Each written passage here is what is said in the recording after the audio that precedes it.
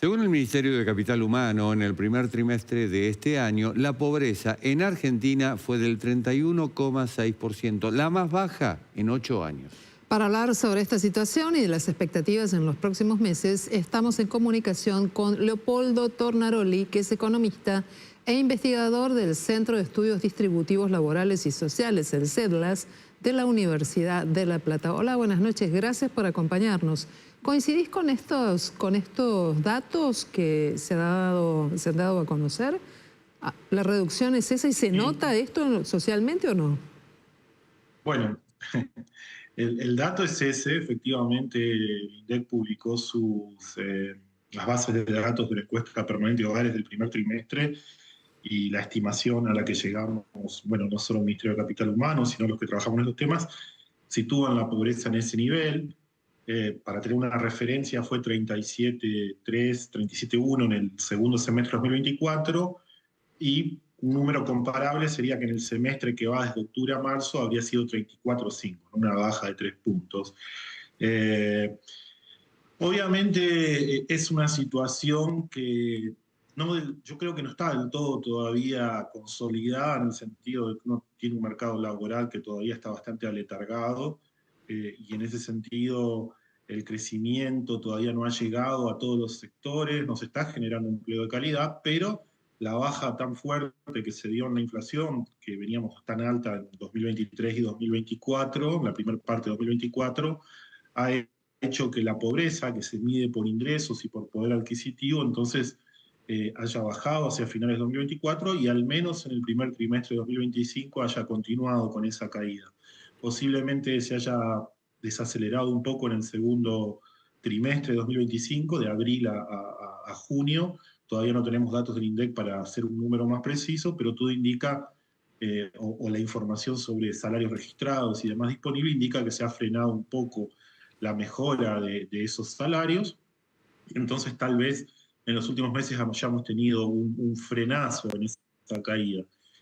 Para que se transmita más a toda la sociedad, no solo a quizás a los sectores más humildes, sino a los sectores medios y medios bajos que no son pobres, obviamente se necesita un periodo de crecimiento que acompañe a esta caída de la inflación. La caída de la inflación es solamente un requisito, pero no es suficiente para decir que, bueno, que la situación de bienestar ha mejorado tan marcadamente, ¿no?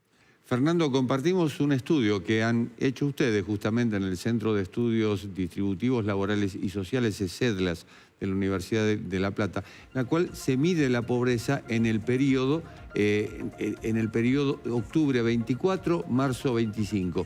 Y les da, para la población general, 34,5% y para los jubilados, 13,4%.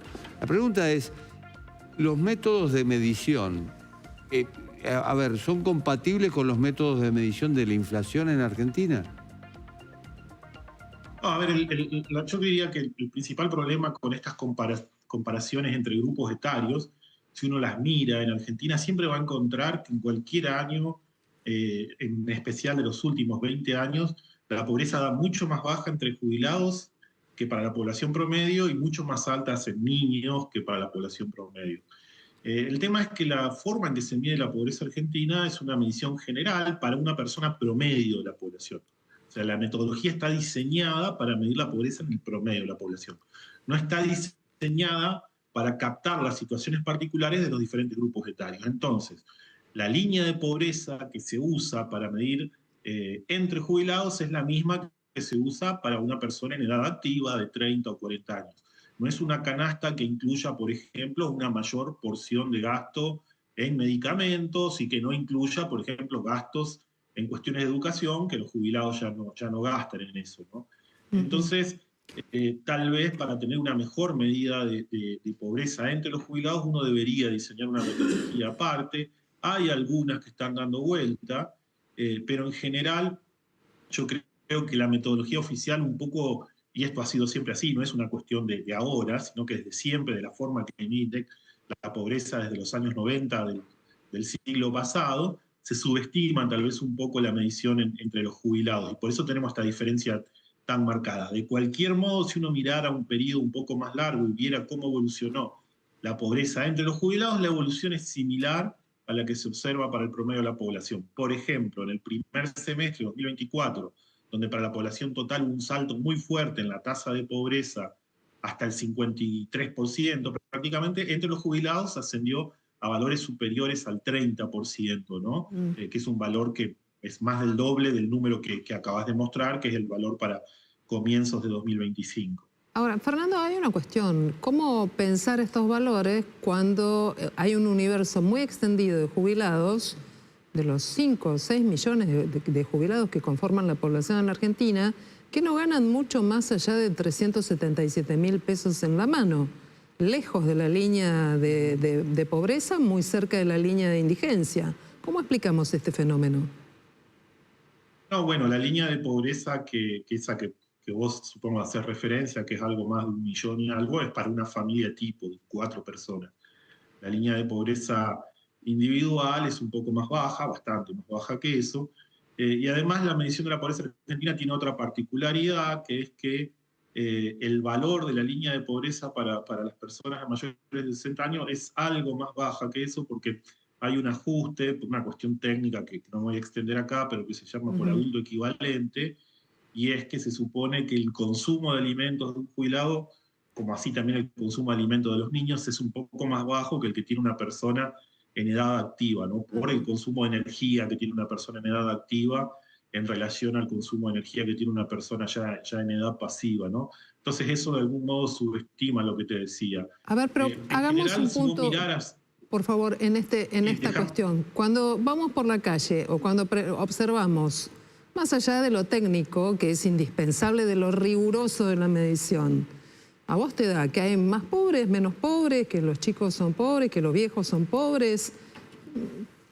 ¿Qué bueno, yo percibís? obviamente quizás yo me baso demasiado en los números con los que trabajo a diario y no le doy un peso a lo que yo veo en la calle. Sí, obviamente veo que es una situación, lo que te decía antes, que claramente no es una situación consolidada y que podamos decir que esta baja de la inflación ya generó una solución al problema de la pobreza. Lo mismo que la afirmación que a veces hacen, bueno, el gobierno, el presidente u otros, de sacamos a 11 millones de personas de la pobreza.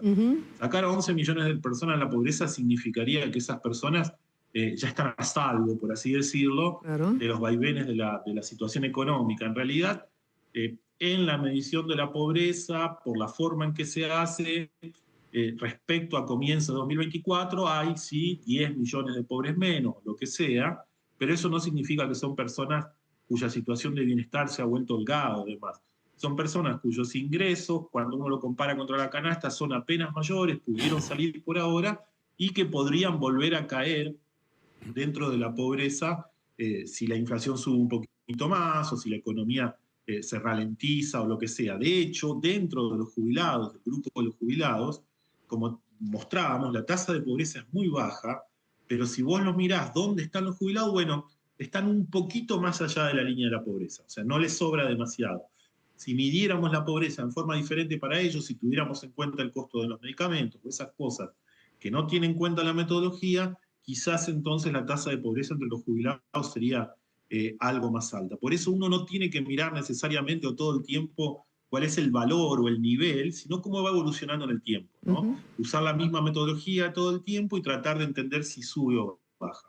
En el caso de Argentina, la medición es muy sensible a la inflación. En la mayoría de los países el método que usa Argentina no produce estas subas tan altas como ocurrió a comienzos de 2024 y las bajas tan fuertes que ocurrieron a finales de 2024 porque no tienen los vaivenes en la tasa de inflación que tiene Argentina. En Argentina, entonces, la medición de la pobreza, al menos en lo que se dio de finales de 2023 hasta la actualidad, está más dominada por la inflación que por cualquier otra cosa. Ahora que la inflación ha bajado, los movimientos a la baja de la pobreza tendrán que ser explicados por crecimiento económico o por generación de empleo. Si no, no vamos a lograr que la pobreza se reduzca más allá del 33-34%. Ojalá así sea. Fernando Tornaroli, economista e investigador del CEDLANS, este centro que radica su trabajo en la Universidad de La Plata. Te agradecemos mucho esta conversación esta noche aquí en Noticias a las 20:30. Chau. Gracias por la invitación a charlar y que tengan buenas noches.